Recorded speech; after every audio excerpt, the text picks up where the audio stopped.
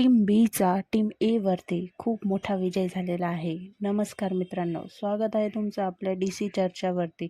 मित्रांनो, कालच्या एपिसोडमध्ये आपण बघितलं सत्याचा पंचनामा हा टास्क पार पडला।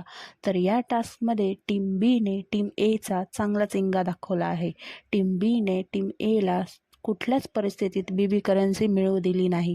तर कालच्या टास्कमध्ये वैभव आणि निकीचं जोरदार भांडण देखील झालं। तर त्यात टीम बीला खूप आनंद झाला आहे आणि आता वैभव आपल्या टीममधून कसं खेळेल हे टीम बीचा प्लॅन चालू आहे। त्याच ठिकाणी जान्हवीने पॅडी दादावरती आवाज उठवला।